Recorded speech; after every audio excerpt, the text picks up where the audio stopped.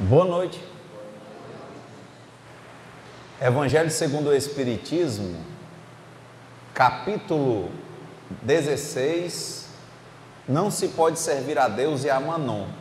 Item 14, desprendimento dos bens terrenos. Venho, meus irmãos, meus amigos, trazer o meu óbolo para vos ajudar a marchar corajosamente no caminho do aprimoramento em que entrastes. Nós nos devemos uns aos outros. Não é senão por uma união sincera e fraternal entre espíritos e encarnados que a regeneração será possível. Vosso amor aos bens terrestres é um dos mais fortes entraves ao vosso adiantamento moral e espiritual. Por esse apego à posse, suprimis as vossas faculdades afetivas em as transportando todas sobre as coisas materiais. Então, uma saudação muito sincera a todos, muito bom que vocês estejam aqui.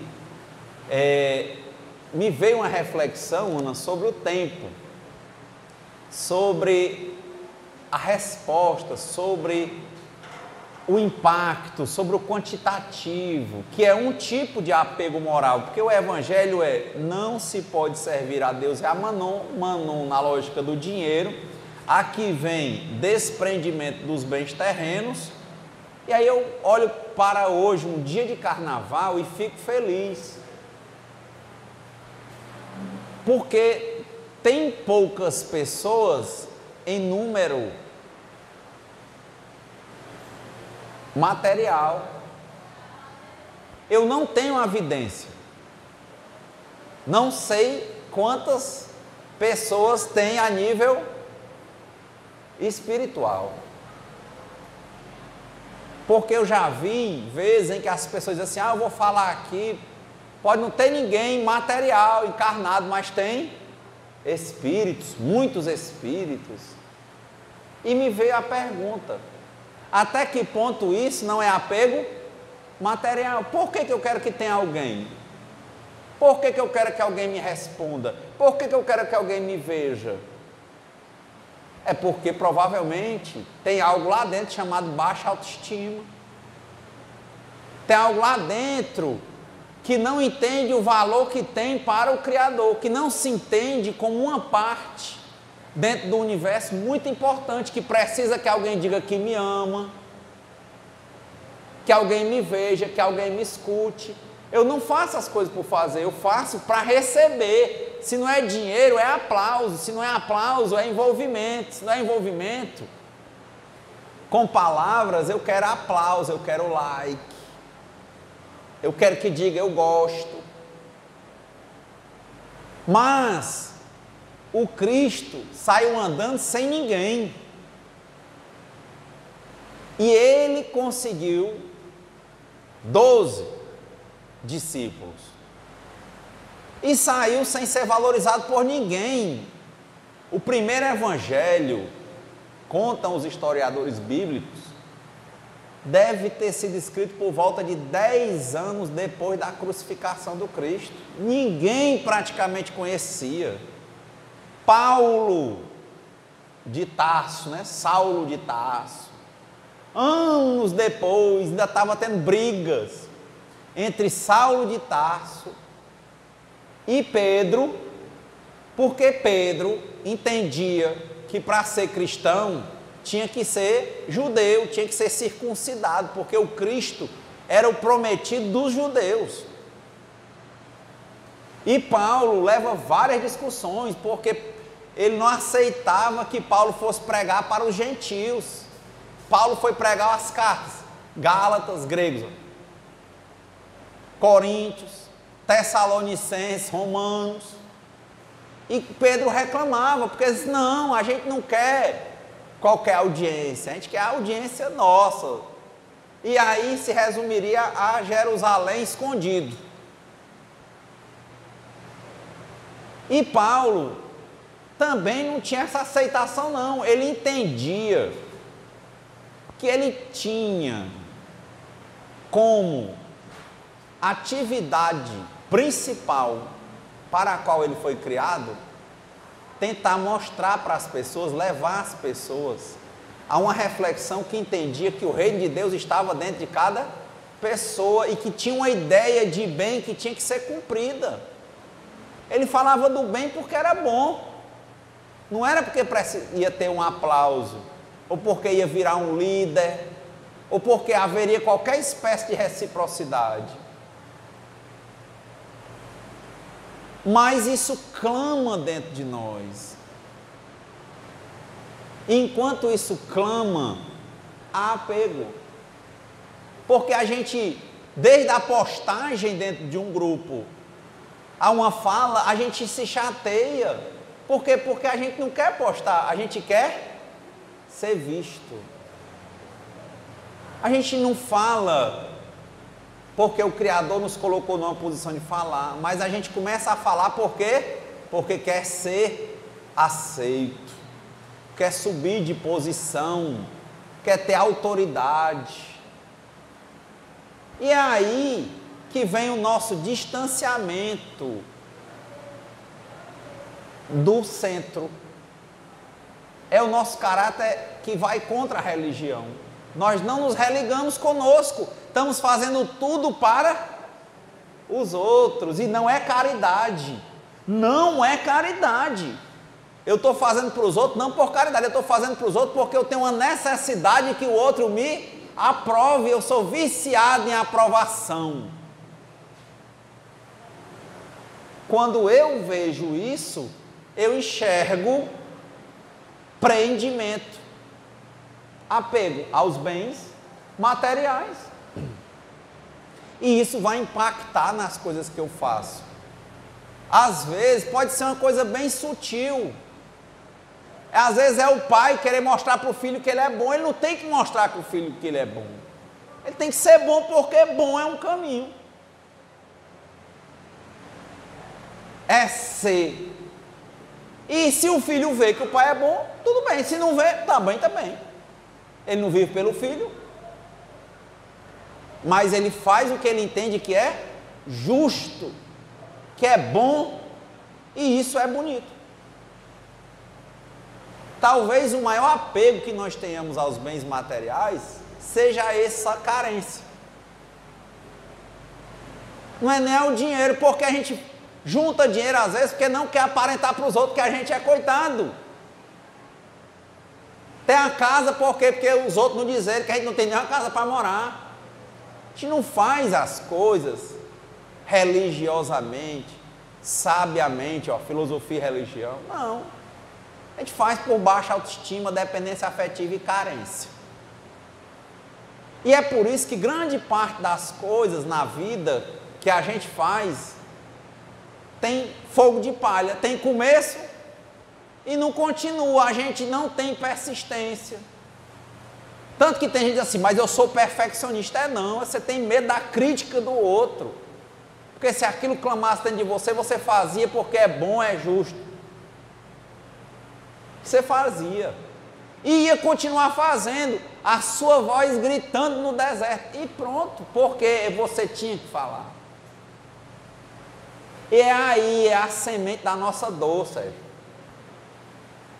Buda falava muito bem disso, né? As 4 nobres verdades. A dor existe, a dor tem uma causa. Aí, viu o texto que a gente colocou lá. Ela pode ser transformada e existe um caminho para isso. 4 nobres verdades. Mas esse caminho começa por reta opinião, reto pensamento. Tem que entender bem as coisas. Essa é a nossa dificuldade. Esse é o nosso apego. E é o que o Evangelho está dizendo, desapego dos bens terrestres. É o mesmo Evangelho que a mão esquerda faça, que a direita não olhe. É assim, faça as coisas porque são as coisas que você entende que são certas, que são justas. Não é porque você vai conquistar ninguém, não é porque você vai agradar ninguém, nem que seja seu pai, sua mãe, seu irmão ou seu filho. Nem a Deus. Essa é a semente. Esse esse é o caráter que Jesus diz: tu és Pedro, uma pedra, né? Sobre esta pedra eu erguerei a minha igreja. Nós somos os templos religiosos, desde que a gente se porte religiosamente, desde que a gente entenda ou procure entender o que é certo, o que é bom, o que é justo, e a gente comece a arregaçar as mangas para fazer, sem querer agradar ninguém e nem desagradar. O sim é bom, mas nem sempre a vida é um mel. E o não, nem sempre precisa ser dado, mas muitas vezes ele precisa ser dado. Mas também não precisa ser um fel, basta ser natural, é um não.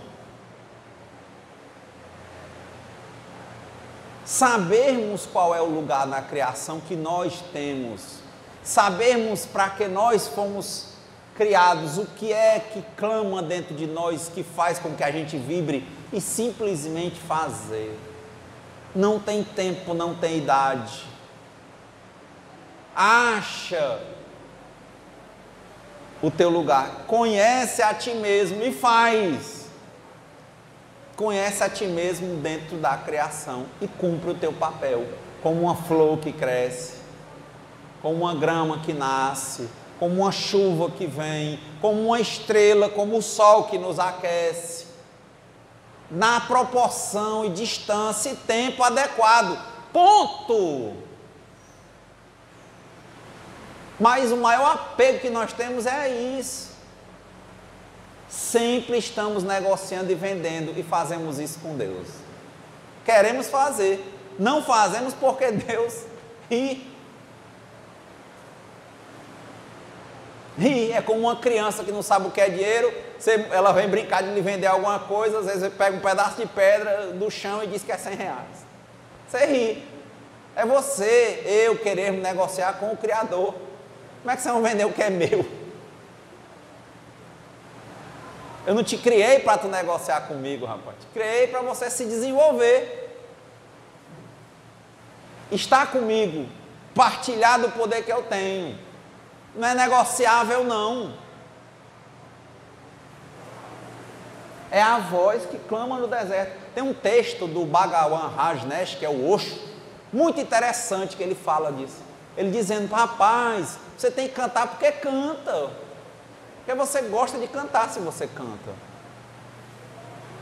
Se você, dentro dessas coisas da vida, apareceu para você ser pai e mãe, não pense que é porque você sabia fazer sexo, não. Porque tem muita gente que não pode ter filho.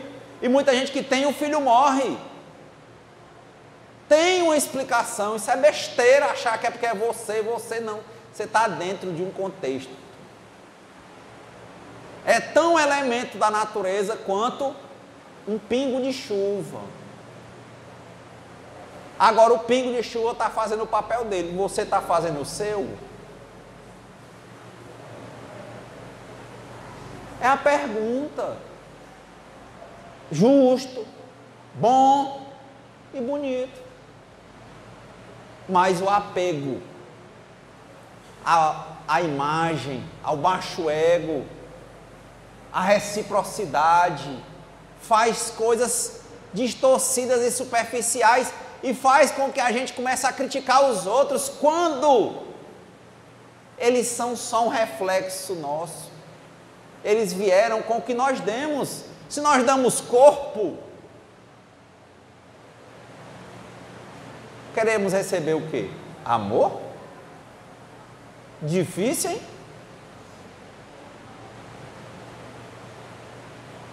Ah, mas se fosse amor, aí pode ir amor, corpo e tudo mais. Foi o que Salomão pediu. Quando Salomão ascende ao trono, pergunta a ele o que é que ele quer. E ele diz: eu só quero sabedoria. Ele diz: pois os outros que sentaram no teu trono pediram riqueza, poder, não sei o quê. Como você pediu sabedoria, eu vou te dar tudo isso como troco. Mas não é a gente, por exemplo, dá o corpo e quer amor. Mas se tivesse amor, tinha amor e corpo. E tudo mais. A gente olha para o pequeno e quer coisa grande.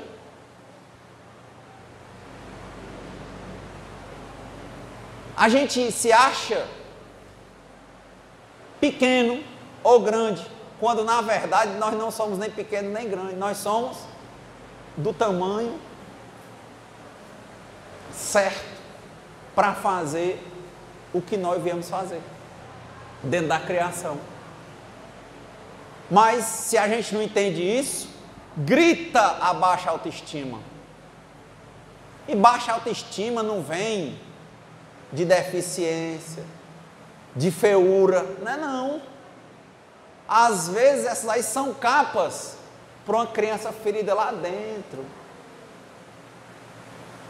E ela vai se esconder nisso e ficar se esforçando, continuando querendo ser o que ela acha que os outros querem que ela seja, porque ela não é ela. E aí cansa. Parece alegre, parece bonito, mas no final das contas, como disse Messalina para o Cláudio, depois de uma noite com vários soldados, ele perguntou, está feliz? Ela disse, não, cansada. Cansa! Querer viver querendo ser quem a gente não é.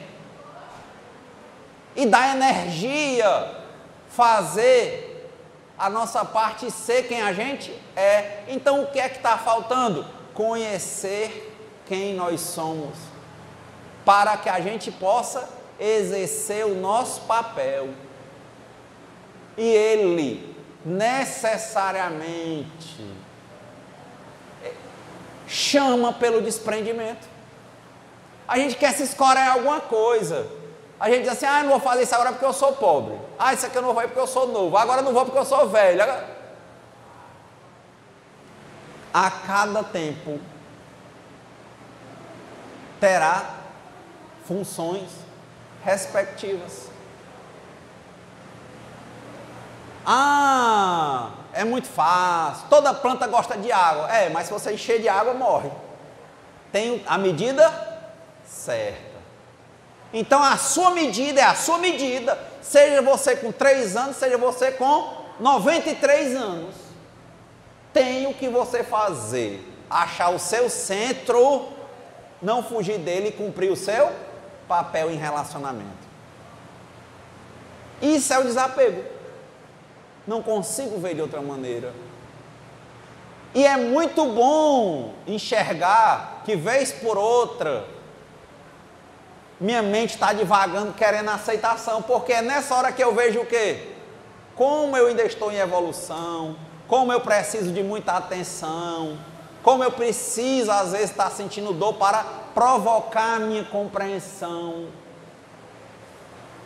Porque senão eu durmo, e dormir aqui não é fechar os olhos, é viver vacilante como o vento, viver querendo agradar a todo mundo, viver correndo atrás de confirmação, achando que é o bichão, a bichona, quando na verdade é uma criancinha, querendo ser bonita porque botou uma tatuagem, porque botou um corpo isso, porque botou aquilo, porque ganhou um dinheiro tal.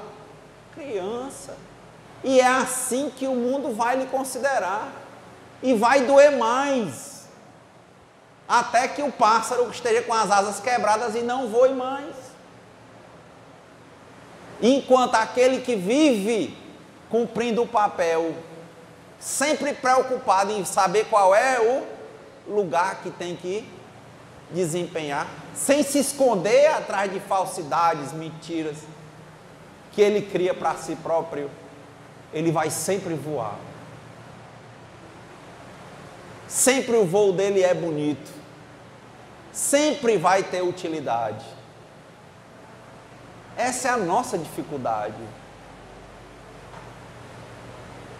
Aí o apego. Então, agradecermos mais essa noite, o pessoal às vezes não entende, né? Às vezes até o povo do centro aqui não entende. Esse evangelho que a gente faz, como é que funcionava historicamente? Aqui o pessoal ficava rezando, Pai Nosso, Ave Maria direto.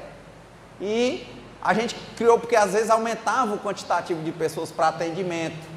E chegou um momento que a gente começou a ajudar no evangelho. Sempre quem fez o evangelho foi o Cláudio. E aí a gente ficou nesse espaço. Então, qual é o tempo do evangelho? É o tempo do Cláudio chegar. Quando ele termina de falar, se ele falar lá, se atender 5 minutos, a nossa parte são 5 minutos. Se ele atender 2 horas, eu também já falei quase 2 horas. Não tem problema. Mas o tempo é esse. Então, só para às vezes as pessoas não entendem, né? Por que às vezes o evangelho é mais curto e por que ele é mais longo. E por isso que a gente também acabou nunca preparando, porque é o tempo do atendimento para a gente manter uma linha de harmonização. Então, o Cláudio chegou, né? A gente já está encerrando por hoje, muito agradecido, e é um grande exercício para nós, principalmente se não vier ninguém. Por quê? Porque aí é uma grande lição para quem vai falar. Falar independentemente de ter quem ouça. Por quê? Porque teu papel era falar. Obrigado. Divino. O vazio traz o divino. E não se preocupe com o seu amor ficando perdido. Nada jamais é perdido. O mundo sempre contém a mesma quantidade de tudo, nem mais, nem menos. Isso agora é um fato científico. Não existe um simples átomo a menos ou a mais do que o que sempre existiu. A quantidade do universo permanece absolutamente a mesma, pois de onde alguma coisa nova pode vir? A existência compreende tudo. Não existe algum outro lugar. E para que outro lugar qualquer coisa pode ir? Não existe outro lugar para se ir. Assim, nada jamais é perdido. Talvez possa demorar um pouco mais para se alcançar a pessoa certa, mas sempre se alcança. Cante a canção e não se preocupe. Ela alcançará a pessoa certa no tempo certo. Se não for hoje, será amanhã. Se não for nessa sua vida, então em algum outro tempo. Mas ela alcançará, com certeza. Ela sempre encontra a pessoa certa que pode absorvê-la. Simplesmente cante a canção. Não se preocupe com quem ela irá alcançar. Toda a sua preocupação deve ser cantar com totalidade, e isso é tudo.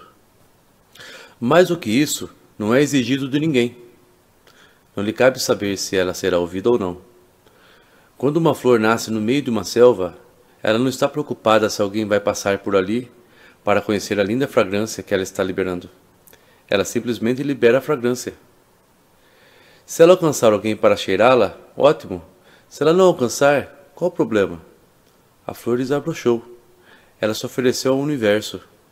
Agora fica por conta do universo fazer o que quiser com ela. Nada jamais é perdido, desviado ou rejeitado.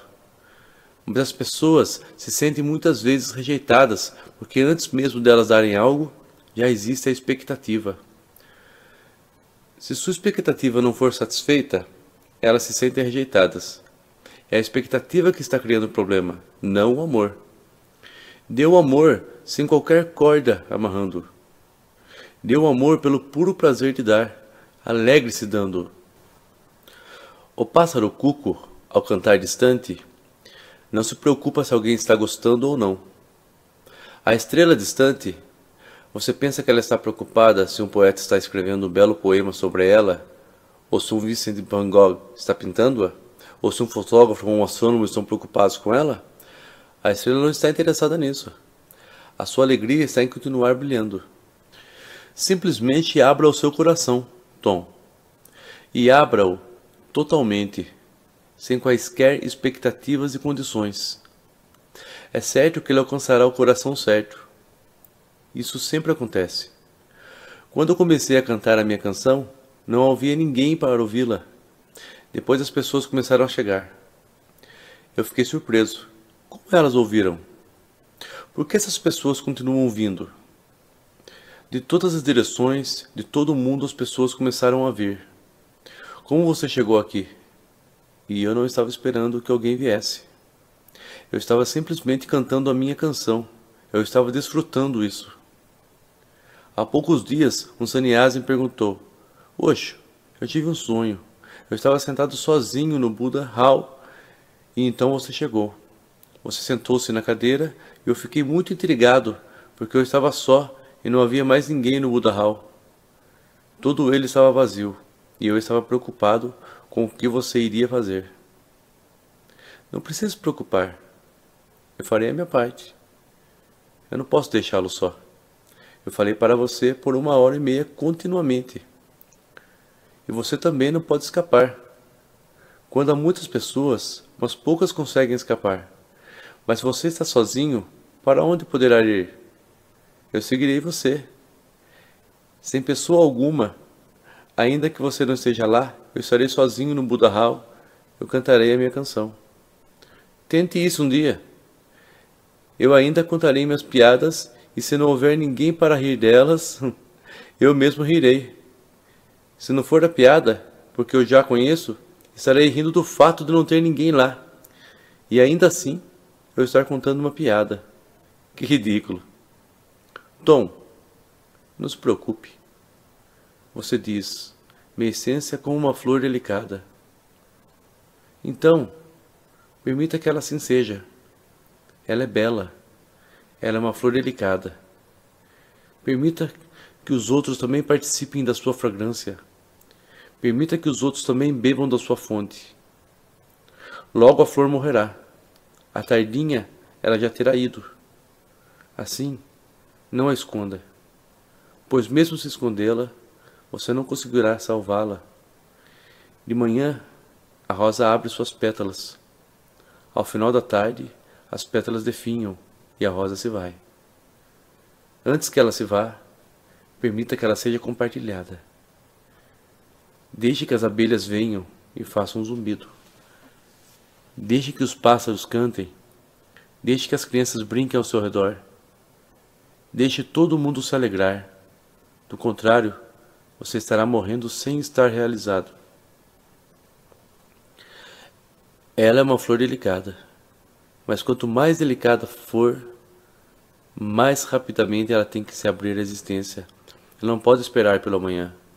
Talvez ela não esteja aqui amanhã. E você está preocupado. Se ela florescesse no terreno errado. Não há terreno errado em lugar algum. Na verdade, se uma rosa consegue florescer no deserto, aquele será o mais belo terreno, e ela será uma rosa excepcional. Se ela puder desabrochar entre pedras, então aquela rosa deve ser um Buda, não menos do que isso. Um Cristo, não menos do que isso. No terreno adequado, no jardim, as flores comuns desabrocham, mas as flores extraordinárias desabrocham também entre as pedras e no deserto. Assim, não se preocupe com o terreno, e não se preocupe que ela poderia com facilidade ser maldosamente machucada ou destruída. Tudo que nasce será destruído. Por isso, antes que ela seja destruída, permita que ela tenha sua dança. E você está me perguntando, seria esse o tempo e o lugar para abrir o meu coração totalmente? Todo o tempo e lugar é o lugar certo. E porque você está aqui neste momento, permita que esse seja o lugar. Onde você poderia encontrar um espaço melhor, com pessoas mais bonitas, mais receptivas, mais amorosas do que essas que estão à sua volta nesse momento. Tom, você esperou tempo demais. Não espere mais. Este é o tempo. Nunca confie no momento seguinte. O amanhã nunca vem. É agora ou nunca.